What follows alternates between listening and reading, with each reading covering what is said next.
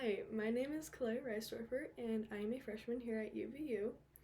Today I'm going to be talking to you about vitamins, and more specifically, their roles, functions, vitamin supplements, etc.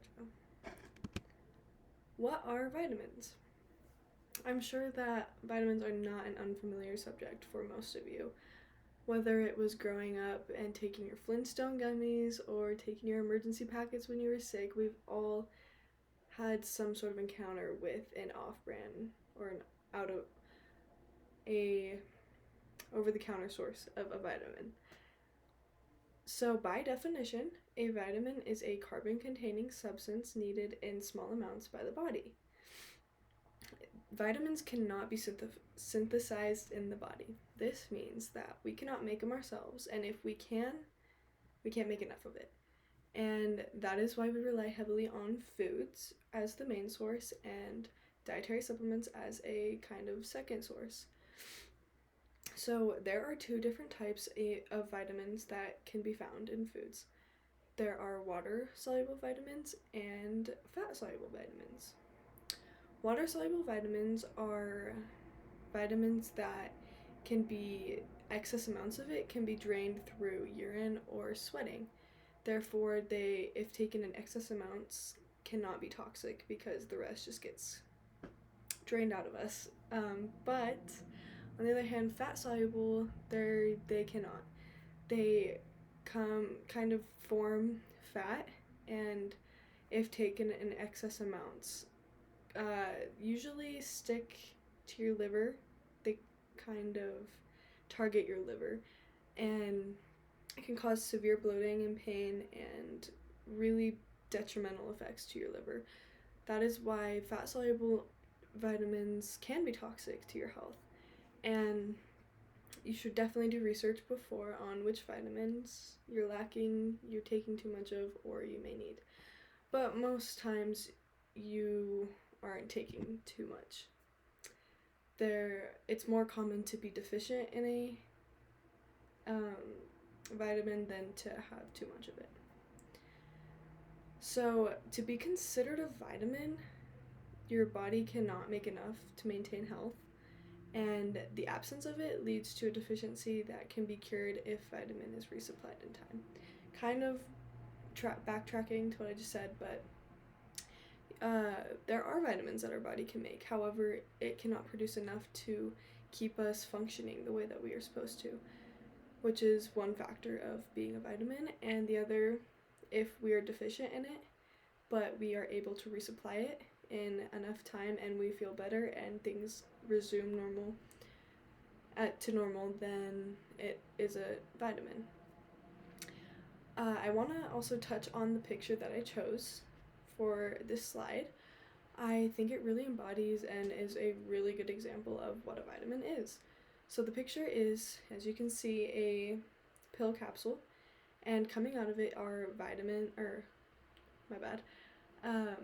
vegetables and fruits, and some cashews as well. And this is a lot of our vitamins are found in vegetables and fruits. Like, those are the solid two food groups that we get our key nutrients and vitamins from. So I really like this image because it really shows what a vitamin is in dietary form. So today I'm going to touch on two different vitamins, the first being vitamin C.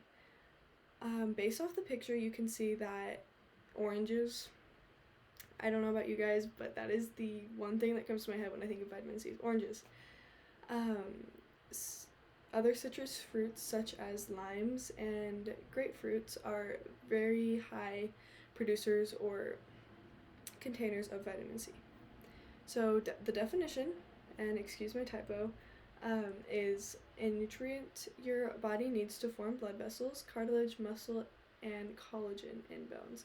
So it does have a role in bone production and muscles. I think vitamin C is probably my favorite vitamin, which, call me weird for that, but I love it. It's one of the safest and most effective vitamins that you can take, and it helps boost your immune system and aids in the healing process. So with this recent wave of sickness, with the whole going back to school sickness that everyone gets, the common cold, etc. There's been a lot of sickness in the air, is what I'm trying to say. And I have been lucky to not feel the full effects of it, like most people. Don't get me wrong, I'm starting to feel it a little more this week. I've been taking my vitamin C as much as usual, but I have been taking it regularly for the past 3 months. And whenever I feel something coming on, I usually boost my levels, take a little bit more. I usually take 250 milligrams. And I really do think that is a big factor in why I haven't felt very sick. And so I highly recommend taking a vitamin C supplement. I'm sure that there are other forms that you guys have taken when you get sick, such as emergency packets. But super convenient and really highly recommend. However, when you do go and buy vitamin supplements, it is a really highly unregulated area. Therefore, always find supplements that are FDA approved as well as USP approved, and also ones that have the nutrient label listed on the back that contains ingredients, the UL, the DV as in daily value, and UL meaning upper level. And also it should contain serving sizes and things like that. That'll just help you have a safe, make sure you're taking a vitamin that is safe and that it is approved and regulated. And more times than not, it is. But if you're always unsure, you can always talk to a doctor or a nutritionist about it. So going back to UL means upper level, meaning kind of the most that you should be taking. Like, not the amount you should be taking, but the most, if that makes sense. So the UL for vitamin C is 2,000 milligrams per day, which is a lot, but since vitamin C is found in so many different foods, you can achieve that. However, taking vitamin C supplements will definitely help you achieve it even more. And going back to aiding in the healing process, if you get cuts, bruises, or anything like that, the recovery process will tend to speed up if you are taking vitamin C supplements, which I think is super duper cool. Okay, the next vitamin is B2. So there are 8 different B vitamins that are essential and that we need, and this just is the second one. Another name for it is riboflavin. So if you cannot find the vitamin B2, always look for riboflavin as well.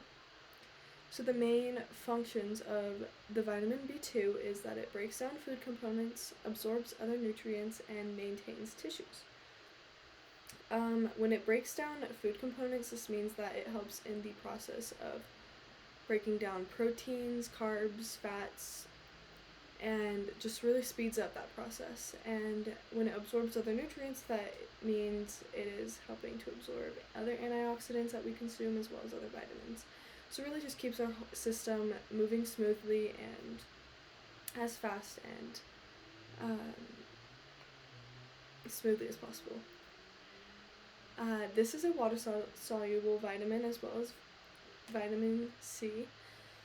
Therefore, if taken in large amounts, both are not toxic because they will just get flushed out. However, I don't recommend just going and eating all your vitamin B2 or vitamin C vitamins for no reason because they can become expensive.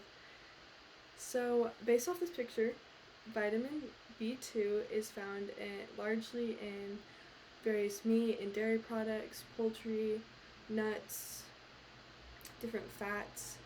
So they can be achieved through a normal diet. However, a supplement can come in handy if you are not able to achieve it. If you are a vegetarian, if you are on a certain diet that cuts out foods like this.